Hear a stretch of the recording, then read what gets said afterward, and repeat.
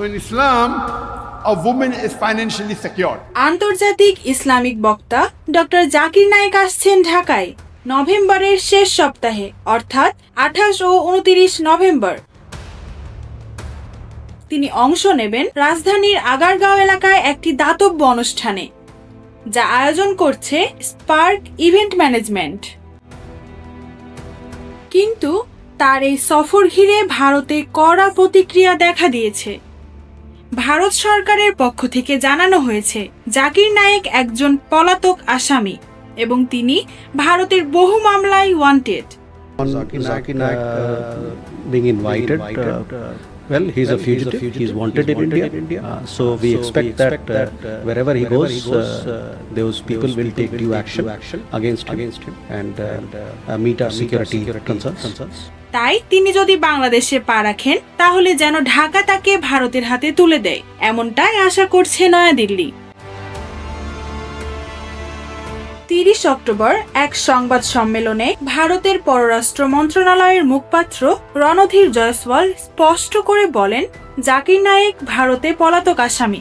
তিনি যেখানেই যান না কেন, আমরা আশা করি সংশ্লিষ্ট দেশ তার বিরুদ্ধে যথাযথ ব্যবস্থা নেবে এবং ভারতের নিরাপত্তা উদ্বেগকে গুরুত্ব দেবে। উল্লেখ্য, 2016 সালের আগে পর্যন্ত ডক্টর জাকির নায়েক ভারতে অবস্থান করেছিলেন।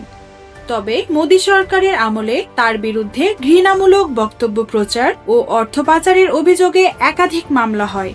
পাশাপাশি তার জনপ্রিয় টেলিভিশন চ্যানেল পিস টিভি এর সম্প্রচার বন্ধ করে দেওয়া হয়।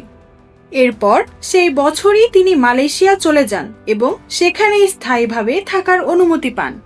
ভারতে ফেরার প্রসঙ্গে জাকির নায়েক আগেও বলেছিলেন, ন্যায় বিচারের নিশ্চয়তা না পাওয়া পর্যন্ত আমি ভারতে ফিরব না। মালয়েশিয়ায় অবস্থান করায় তিনি বর্তমানে ভারতের বিচারিক আওতার বাইরে আছেন। বাংলাদেশে তার প্রবেশও একসময় নিষিদ্ধ ছিল।